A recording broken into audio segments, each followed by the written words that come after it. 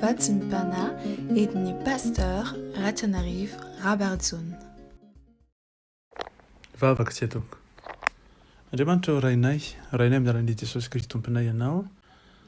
Eny tokoa mibalika tahaka ny masoandro vao maraina ny fahazavan'ny tavanao. Izay mijery sy minatrika ny fiainanay zanak'olombelona. Ary mitaradarana anay noho ny fananao masina ho anay zanakao izay fa nofinidinao mba handeha araka ny teninao sy ny lalanao ary ny fitsipikao. Koa ndreky izay amin'ity maraina ity ara Jesosy mameo voninahitra anao satria Andriamanitra rehetra ianao tompony tompo sady mpanjaka ny mpanjaka. Mitoetra amin'ny seza fiandrianana manirinirina kanefa manaky ny ondrika ny jerinay mandrakariva ary mitaradarana anay amin'ny lalàna fananao masina.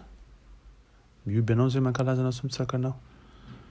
Eno mameo voninahitra anao zahay fa tsara ianao sady mpanao ny tsara ary Andriamanitra izay mahery mahefa ny zavatra rehetra tsy miova maro sy ny olo mandrakizay.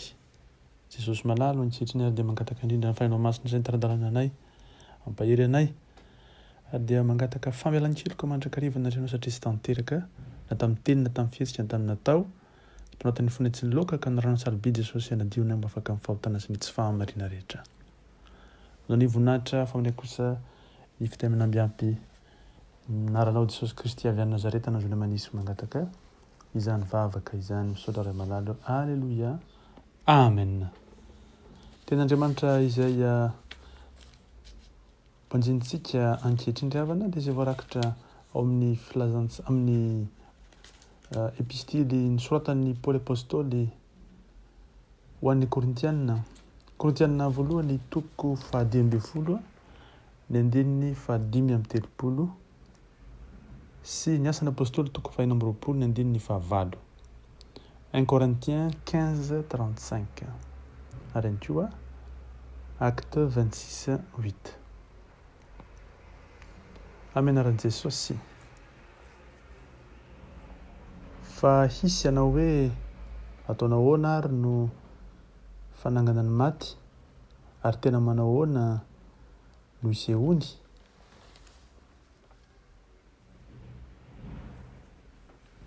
Nahoana antaonareo zavatra tsy azo inoana raha Andriamanitra manangana ny maty? Lohahevitra mitranga avy amin'izany ten'Andriamanitra izany dia ny hoe manangana ny maty Andriamanitra. Mahay manangana ny maty Andriamanitra na dia heverin'ny olona fa tsy ho tanteraka azy izany. Hatray izany finoantsika kristianina manoloana izany. Tsy mampino ny zavatra indraindray izay mitranga amin'ny fiainantsika hoy isika ary ambetentsika ny hoe tohatry ny zavatra tsy tanteraka tokoa izany, zavatra toa impossible. Eny tsy mampino mihitsiny. Dia fitentsika raha sendra fahombiazana amin'ny fanadinana ohatra dia ambetentsika na ny zanantsika ny hoe tena tsy nampoziko mihitsy fa afaka amin'ny fanadinana na koa manana na mahazo fisondrotana amin'ny asa mandrasika na andeha atao hoe na atotosa ny vinavinana asa na projet anankiray mivetritsika fa lehibe sy goavana kanefa dia tanteraka dia vakivavy sy amin'ny teny hoe tsy nampoziko fa tanteraka hatramin'ny farany ihany izany. Ireny traikefa isan-karazany mitranga eo amin'ny fiainantsika ireny dia manefa tena misy zavatra tsy ampozitsika tokoa tanteraka na noho ny hiverina fa herin-tsaina, herim-batana, herim-potsika fa indrindra moa ilay tanan'Andriamanitra izay maneho ny vonahany. Dia maneho tokoa izany rehetra izany fa afaka manatanteraka zavatra lehibe mihoatra n'izany ve Andriamanitra. Mazava ho azy fa manana zo heritreritra sy saina isika fa tsy voatery hisy zavatra mitranga manokana vao nisy izao fiainana izao. Hoana mahatonga antsika miteny an'izany? Voambara mantsy amin'ny vaovao samihafa na amin'ny boky samihafa fa izao rehetra izao nisy ny tany sy lanitra zany sy izao tontolo zao dia noho ny fitrangan-javatra izay kisendrasendra ka nisy ilay fipoahana lehibe dia teraka izao fiainana rehetra izao. Nefa isika manana ny koa zo eritreritra sy saina fa tsy nisy zavatra natao hoe tranga anankiray vao nisy izao rehetra izao. Tsy voatery nisy izany rehetrarehetra zany fa izay no mahatonga antsika mino fa Andriamanitra namorona ny tany sy ny lanitra avy amin'ny tsy misy fa tsy hoe akoriny avy amin'ny zavatra izay efa nisy no nitrangan'ny fiainana tety amin'izao rehetra izao. Andriamanitra dia mahefa ny zavatra rehetra ka afaka mamorona avy amin'ny tsy misy ny zavatra rehetra. Andriamanitra dia mahay ny zavatra rehetra ka mahalala ny fomba famoronana ny zavaboary rehetra. Namorona ny tany, namorona ny lanitra, namorona izao rehetra izao Andriamanitra dia niainga avy tamin'ny tsy misy no namorona an'izany. Eny fa na dia ny fahazavana hitany masontsika aza dia teny indray mandeha monja dia ny hoe misy mazava dia nisy izany mazava izany.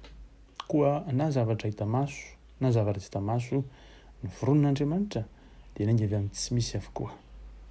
Koa raha andeha atao fa mino zany sika ary manaiky izany dia nahoana ny tsy inontsika kosa fa mahay manangana maty Andriamanitra. Raha fantatsika fa Andriamanitra dia namorona ny zavatra rehetra avy tamin'ny tsy misy, nahoana ny tsy mino sika fa Andriamanitra dia afaka manangana ny maty ary mamerina indray ny olona anankiray efa tao anatin'ny fahafatesana tanteraka ka nitsangana indray satria niverina ny ainy. Hain'Andriamanitra ny zavatra rehetra satria tena noporofony izany tamin'ny namoronany ny tany sy ny lanitra. Koa nahoana ary no ataontsika ho zavatra tsy azo inoana raha manangana ny maty Andriamanitra. Eny tokoa raha afaka mamorona ny amin'ny zavatra rehetra sy ny fiainan'Andriamanitra tsy azo atao koa ve ny mino fa manangana ny maty izy. Eny tompoko azo atao ny mieritreritra fa mamelona ny vatana efa mangatsiaka Andriamanitra. Azo atao ny mieritreritra fa vitan'Andriamanitra ny manefa izany. Azo atao ny mieritreritra fa tena mahefa ny zavatra rehetr'Andriamanitra eny na dia ny maty aza afaka atsangany. Azo inoana tokoa zany, tena zavatra afaka tanteran'Andriamanitra tokoa zany. Noho izany ny marina dia izao vaovao maly tokoa, vaovao mahafady tokoa ny fitsanganako velona na ny fitsanganantsika amin'ny maty. Isika ankehitriny izay mbola hitsangana amin'ny maty araka ny tenin'Andry Maria sy Marta fa mino izy fa mbola hitsangana amin'ny maty Lazara na Lazarosy amin'ny fotoana ny fitsangana amin'ny maty. Tsy izany ihany no tokony inoantsika fa ara-tanytika misy izay maty dia hain'Andriamanitra mamerina azy eo no eo ho amin'ny fiverenana amin'ny fahavelomana. Izay finoantsika ny fahefan'Andriamanitra mamerina ny maty ho velona izay indray no antson'ny tompo ankehitriny ho finoana lehibe tokony anantsika ka nahoana no ataontsika ho zavatra tsy azo inoana raha Andriamanitra tokoa ny manangana ny maty. Aokary amin'ity andro ity ravana hitoetrana antsika izany finoana velona izany fa Andriamanitra mahay zavatra rehetra izy. Koa nahoana no misy eo amin'ny mpino kristiana ny mieritreritra fa tsy vitan'Andriamanitra izany ary koa ahoana no anatanteran'Andriamanitra izany ho isika adala tokoa ny fiantson'ny Paoly apôstôly izay olona mieritreritra izany satria tsy mahalala le fahendren'Andriamanitra, tsy mahita izay efa nitanteran'Andriamanitra tetỳ ambonin'ny tany dia ny fahariana, ny famelomana ary koa fanatanterahana izay sitraky ny fono satria Andriamanitra velona izy, Andriamanitra miasa izy. Ary niporofoin' Jesosy zany fony izy tonga tetỳ ambonin'ny tany fa dia izy no fanangana maty sy fiainana. Izay rehetra velona ka mino azy dia tsy ho faty mandrakizay ary dia izay fahavelomana omen'Andriamanitra ihany koa no tiany hitoetra anatintsika amin'ity andro ity. Dia fahavelomana avy amin'i Jesosy ary dia izay fahavelomana izay koa no mampandeha antsika hitory an'ilay Jesosy Kristy velona le Jesosy Kristy avy any Nazareta izay mitondra fahavelomana antsika amin'ny lafim-piaina antsika rehetra, amin'ny lafiny ara-panahy, na amin'ny lafiny ara-tsaina, na amin'ny lafiny ara-tena, ny fotsika, ny inona karazana sehatra amin'ny fiainantsika izay misy endrim-pahafatesana dia iny romeny tompo antsika ilay atao hoe fahavelomana. Marina tokoa fa azo inona izany rehetra izany ka tsy tokony teny akoraran'ny olona laza hoe incroyable zany fa tena croyable mihitsy, azo atao ny mino azy, azo atao ny mitoetra ao anatin'izany volona velona izany. Inganefa masina mitoetra ny tenonantsika dia tonga antsika tokoa hahalala fa hain'Andriamanitra atao ny zavatra rehetra eny na dia ny fananganana amin'ny maty azy satria izy namorona azy araka ny endriny dia izao olombelona izao. Mahereza matanjahany tompo amintsika amin'ny heriny faherezany dia aoka isika toetra ho mahatoky hatramin'ny fahafatesana hanomezan'ny tompo antsika ny satro-boninahitra fiainana vavaka sy atoko.